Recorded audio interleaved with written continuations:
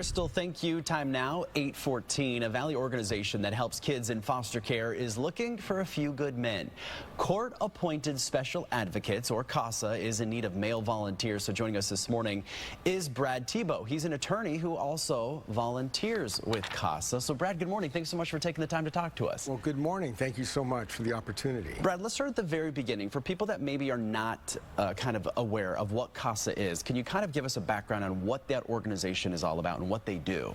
Well, put simply, there are really two roles. First is we are the eyes and ears for the court, and we actually are appointed by the court to serve in that role.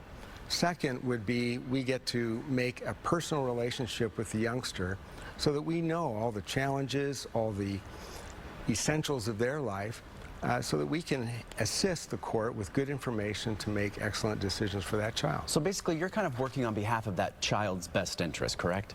That's all we're working for, and it's the best interest of the child that we advocate for. And how many, I guess, of these kids in foster care would you have as a CASA volunteer? Does it just depend? Usually, and for most CASAs, it's just one. And I think to make a good contrast, the professionals in that industry, in the child welfare industry, are really overburdened. And many of the professionals deal with 60, 70 children at a time. And they really can't spend a whole lot of time, get to know the child as well as the CASA can. That's what makes us so important. Yeah, and I was doing my research here. I was reading this, and I think this is so important. More than half of Arizona's foster kids are boys, but right now only 25% of CASA volunteers are men, and that's why you're hoping to have more men volunteer their time to be a CASA volunteer.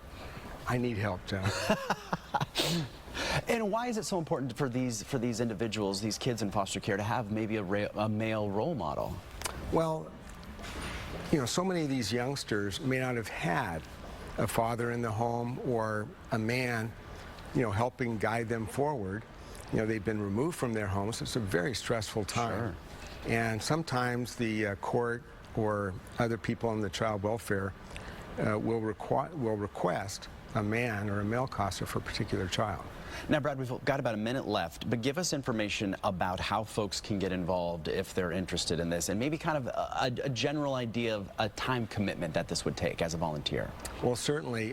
There are two websites that I would recommend, voicesforcasachildren.org, and the second one is maricopa-casa.org. They can go to either website. One is a charitable organization, the other links to the court itself, and they get information to find out if it's really right for them. It must be a rewarding job too, though, right, Brad? It is rewarding. I've enjoyed some wonderful experiences that I could never have predicted. Sure. All right, we're going to put all that information on our website if you're interested. Brad, thank you for all that you do in our community as well. We appreciate it. Well, thank you so much. And thanks for taking the time to spread the awareness. Hopefully more people will sign up. We appreciate it. All right, we're going to take a quick break, and Anita is going to be hanging out at Miracle Mile Deli this morning.